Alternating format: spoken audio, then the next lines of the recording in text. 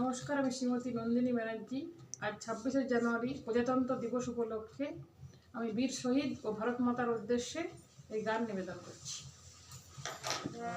মুক্তির